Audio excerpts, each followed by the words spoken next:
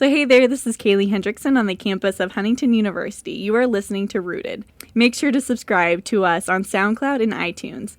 And you can catch us every Thursday evening at 7 on 105.5 WQHU. And as always, you can stream Forester Radio anytime, anywhere on foresterradio.com or through the iTunes app. Today I'm sitting down with Justin Fall. He is the Chief of Police at HU. So welcome, Justin. Thank you. So I was reading a little bit about you on the Huntington University website, and I just thought I'd read a little blurb from there just about your background. So before coming to HU, he worked as a police officer for the city of Marion, Indiana, since 1997. He spent over 20 years working on the force and held the ranks of corporal, sergeant, lieutenant, and captain. He was assigned to the detective division for 12 years and worked on a wide variety of cases. He was also a member of the SWAT team for 5 years.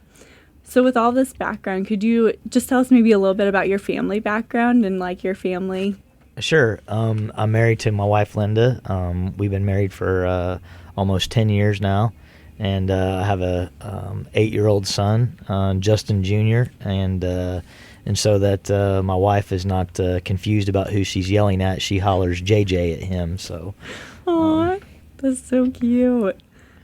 So, what do you think that your biggest takeaway from your time in Marion was? Whew. That's a good question. I've got lots of takeaways. I would say as far as my highlight of my training career would have been attending the FBI National Academy. The Marion Police Department afforded me that opportunity to go into the selection process for that.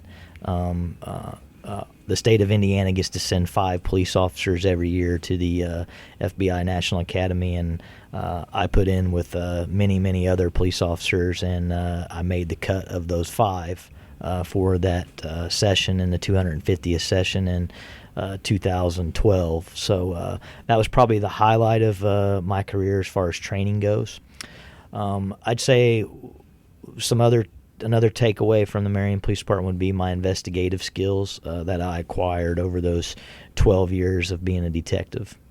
Wow, I didn't realize how strict that was of getting into the FBI Academy. That's crazy. Yes, less than the statistic is less than 1% of all law enforcement officers in the entire world get to go to that academy. Wow.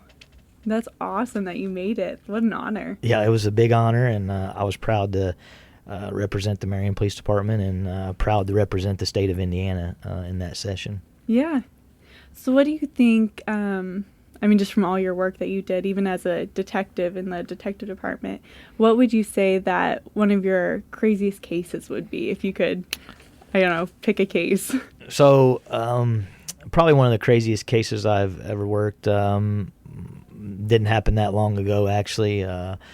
We had a lady that was in town telling people that she had cancer and that she was going through some chemo treatments, and she had gotten several donations from people and was selling T-shirts and selling bracelets and had basically lied about having cancer, and she was basically running a scam and bilked people out of money. So that was probably one of the craziest cases I worked because it involved some internet things. This particular lady was actually taking pictures off of cancer websites and was cropping herself into these pictures off these cancer websites and so on and so forth. So it got a little bit crazy. Oh my goodness! You hear about so many people going through the struggle, and that I don't know, then just faking that's. Wow, that'd be crazy. So what would you say would be one of your most dangerous cases that you've ever worked on? So actually, throughout my 12 years in the detective division, I've worked many serious cases, from robbery to rape to homicide to child molest, just some horrific cases, honestly, and you can actually probably see it more than what the listeners can see, but the emotion on my face probably changes when I speak about those, because it still they're gut-wrenching cases. They're involving children. They're involving people that have passed away by violent circumstances. And it's not all what it's cracked up to be. It's not TV. That's what I can tell you. So I've had many of those cases, and I tell you, I got into this job because my father was a police officer, and I really never knew what he did. I mean, I knew he was a policeman, but I never knew what he did. And then I got into the job myself, and then you figure out the things that humans do to other humans is horrific at times. And so they're all kind of gut-wrenching. They all kind of run together in my head. I have many stories that I could tell, many cases that I could tell. I've been fortunate enough to get a lot of confessions from people that have done some very bad things, up into killing people, and it's those are gut-wrenching cases. They're gut-wrenching because you're dealing with victims' families that have this person has passed away, and you are basically speaking for the person that can't speak, or you're speaking for the person that is looking for justice, and they go right to your heart for sure. Yeah. How do you even deal with all that pain and just the cruelty of life? Well, that's kind of interesting, really. There's actually a good book out on the market. Not that I don't get paid any money to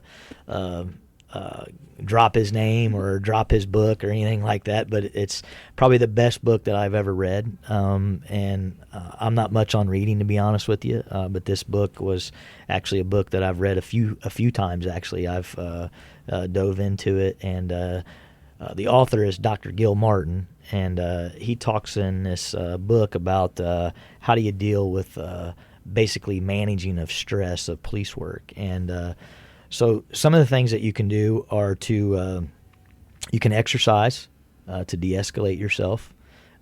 You can eat right and try to maintain a healthy lifestyle.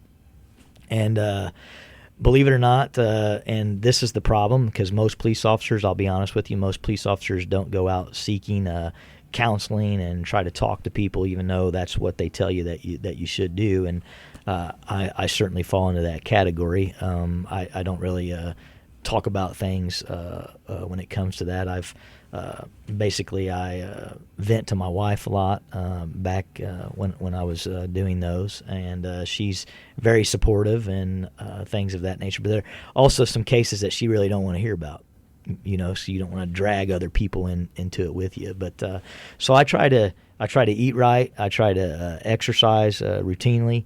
And I just try to maintain myself healthy lifestyle, so to speak. Yeah. How do you think that your faith has been integrated in both your work in Marion and all of these hard cases, and even now at Huntington? Like, has your faith helped you in any way through those hard times? Oh, sure, 100%. I think you have to be. Your foundation has to be with God, and you have to. I hate to even use. Since we're at Huntington, I hate to even use this, but I'm actually friends with the basketball coach at IW, Coach Tonigal, and I will tell you that I follow his principle of I am third, and so God comes to me first, and then my family or my teammates, and then I'm third, and I will always operate on that principle. So I think surely as long as you have God at the top, everything else will fall into place. Yeah. And what do you think made you come back to HU after so many years? Because you graduated from HU and now you're back here. So what made that switch, or why did you come back? So the way it worked with the city police department and our pension program in the state of Indiana that we have, you can actually retire from the police department with 20 years of service and lock your pension in. So I hit 20 years of service on like February 24th of this year. Okay. So it would have been my 20 years. And this job became available sometime in June or July, I think, if I remember right. And I just viewed this as an opportunity to, hey, maybe I can come back and give back to the university that gave so much to me. Yeah. So why you mentioned that there became a job opening? What was the cause of the job opening here at Huntington? So Barry Cochran, my predecessor, was the chief of police here for many years. I want to say he was here for over 20 years. And he decided to retire. And so once he retired, the administration of HU opened the position up, and I applied for the position, and I think there were several other candidates that applied, and here we are. Yeah, that's awesome. So I've heard from a couple other students that you seem really involved, like on campus and doing different things, like, and you have I've heard that you've had like a really good heart for students. Like, what makes you have this heart for students? So, I'll be honest with you. I just like people. And I can talk with the best of them. So I like to talk. I like to talk to people, and I just this campus is a great place to be. For the most part, where I was before in my career, in my job, you don't really have contact with the great people of the world. Okay, this is different. Here, everybody likes the police, and where I was before, some of the people you deal with really aren't. They're not police friendly. So this is a little bit of a different environment than what I'm used to, and I'm going to take advantage of it. So I like talking to the students. I like being supportive of them. I mean, I've been to soccer games. I've been to tennis matches. I've been to the volleyball games.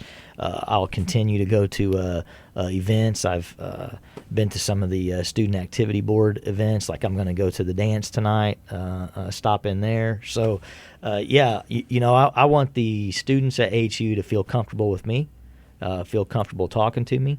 If they have some personal issue going on in their life and they think they may need to talk to a police officer that can maybe help them through something, I want them to feel able to come over and knock on my door, call the campus police phone, talk to me, set up an appointment with me, talk to me, and I just want to be there to assist them any way that I can. Well, thank you so much, Justin Fall, for just coming and joining us on this episode of Rooted.